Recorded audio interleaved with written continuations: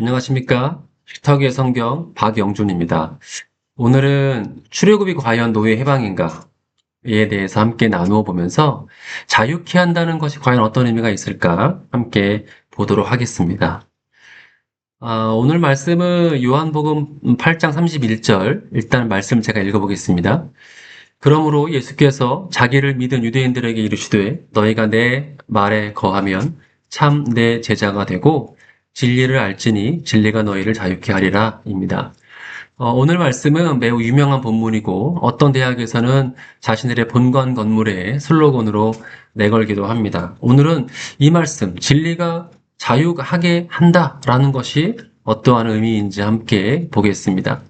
자유케 한다는 것은 어떤 노예가 해방되는 모습을 쉽게 우리가 연상할 수 있게 합니다.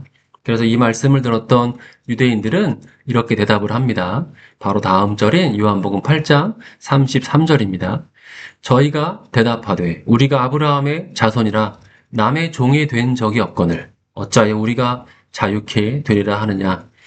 이렇듯 자유하게 된다라는 것은 어떤 속박으로부터 벗어나는 것을 의미하는 것으로 보통 이해할 수 있습니다. 자유케 한다는 말을 들으면 우리는 구약에서 나오는 출애굽 사건을 우선 떠올리게 됩니다. 출애굽은 어떤 사건입니까? 애굽의 노예였던 히브리 사람들을 하나님께서 모세를 통해서 데리고 나오는 애굽을 탈출하는 그런 사건입니다. 그래서 사람들은 이 출애굽에서 나타난 하나님을 해방 혹은 자유케 하신 하나님으로 이해하기도 합니다. 그런데 꼭 그렇지 않습니다. 하나님께서 히브리인들을 출애굽했던 이유를 자세히 살펴보면 출애굽기 6장 1절 이하인데 6절과 7절을 제가 읽겠습니다.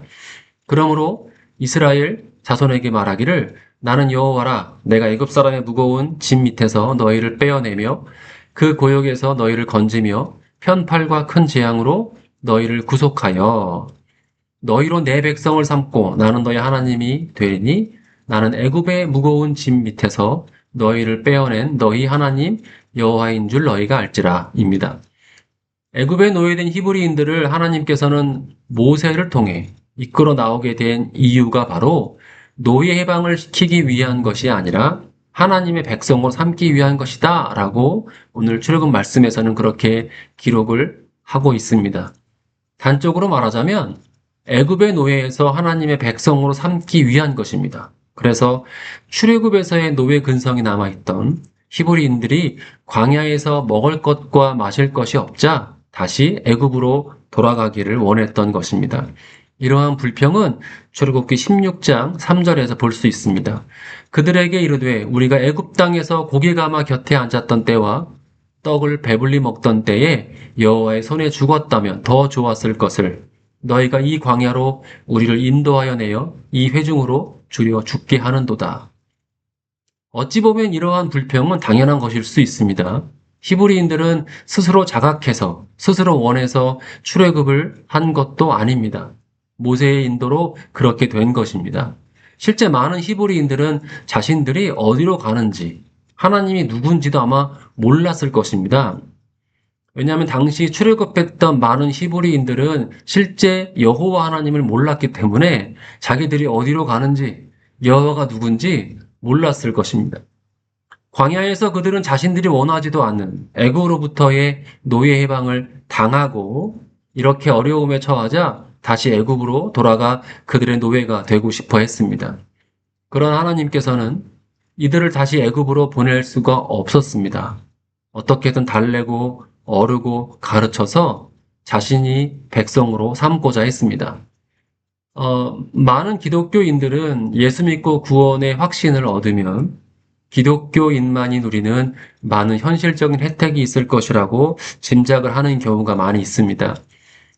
그러나 어떻습니까, 여러분들? 오히려 좀 불편합니다. 매주 최소 한 번은 교회에 가서 예배도 드려야 되고, 하지 말라는 것은 또 왜 그렇게 많은지, 그리고 하기 싫은 것은 왜 하라고 하는지, 그렇습니다. 이런 우리의 모습은 마치 방금 함께 보았던 출애굽 이후의 히브리인들의 모습과 크게 다르지 않은 것 같습니다. 하나님께서는 이들을 출애굽시키신 이유는 노예에서 자유민을 만들려고 하신 것이 아니었습니다. 그래서 마치 이것을 노예 해방과 같은 개념으로 이해하는 것은 잘못된 것입니다. 하나님께서 애굽의 히브리인들을 노예의 신분에서 탈출시킨 이유는 그들의 조상과의 약속을 지키기 위한 것이었습니다. 좀 더 간단히 말하면 애굽의 노예에서 하나님의 노예로 만드는 것이 하나님의 출애굽의 목적이었습니다. 이것이 하나님 보시기에 선하고 좋은 일이었습니다. 그래서 그분은 친히 모세를 택하셔서 히브리인들과 함께 광야에 거하시고 인도하셔서 약속의 땅인 가나안으로 인도하셨던 것입니다. 그리고 그 중에 하나님은 히브리인들과의 관계를 지속하기 위해서 율법을 돌판에 기록하셔서 그들에게 주셨던 것입니다. 마태복음 8장 31절 오늘의 본문을 다시 돌아와서 보면 진리를 알지 진리가 너희를 자유케 하리라. 요한복음 8장에서는 예수님께서 오신 목적을 말씀하십니다. 이것은 바로 여러분들, 저와 여러분들, 당시 사람들을 자유케 하기 위한 것이었다라고 기록을 하고 있습니다.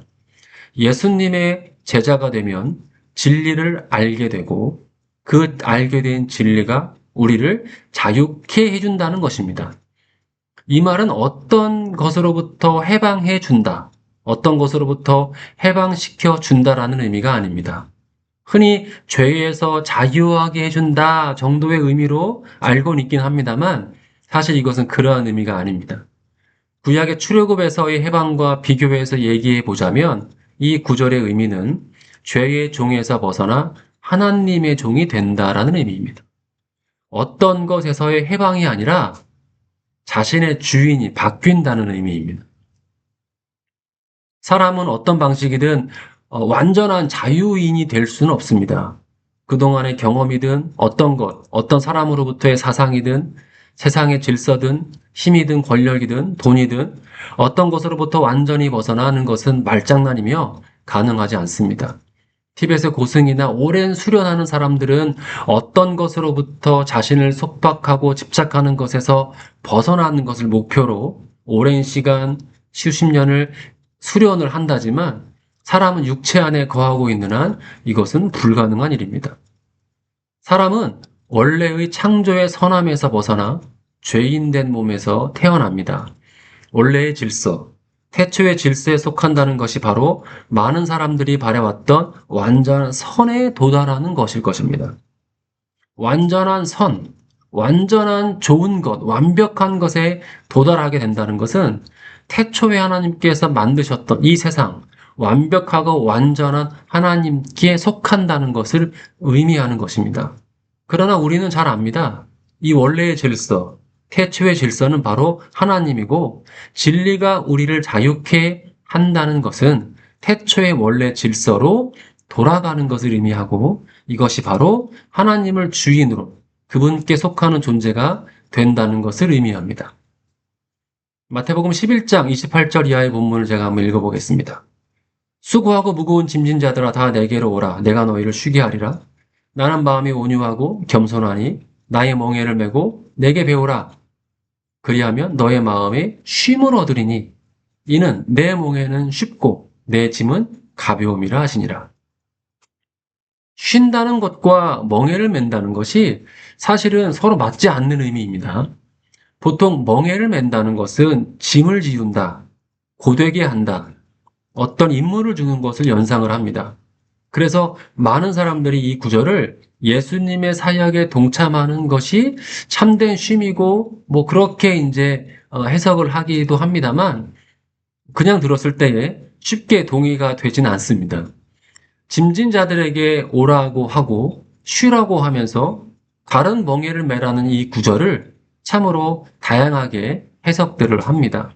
그래서 보통은 이 멍에가 뭐 그리스도의 십자가를 지는 기쁨의 멍에 혹은 은혜의 멍에라고 설명을 하기도 합니다.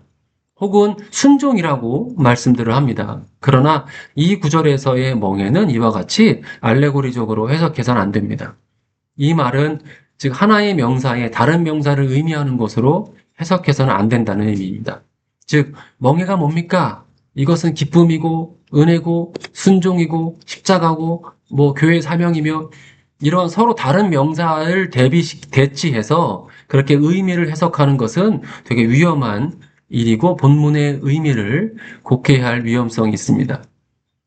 예수님의 멍에를 맨다는 것은 그분의 종이 된다는 의미입니다. 그 문장 그대로 그것을 의미하는 것입니다. 예수님의 멍에를 맨다는 것은 그분의 종이 된다는 뜻이며 이것이 바로 인간의 원래 창조의 질서로 돌아간다는 것이고 이것이 바로 인간에게는 참 쉼이며 참 평안이며 참 안정입니다.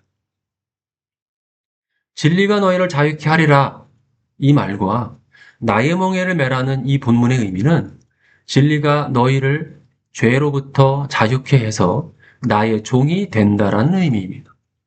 그리고 예수님의 종이 된다는 의미는 하나님의 백성이 된다는 뜻이고 이것이 바로 태초에 참으로 좋았다라는 그 본래 선한 존재가 된다라는 의미입니다.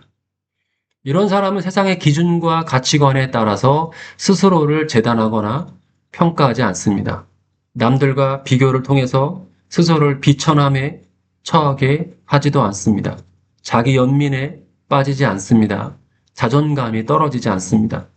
이 사람들의 관심, 자유케 되어서 그리스도의 멍에를 메고 하나님 백성이 된 그분의 주인이 된 하나님을 주인으로 모시는 원래의 태초의 존재로 돌아가는 이 사람들의 관심은 오직 하나, 하나님과의 관계입니다.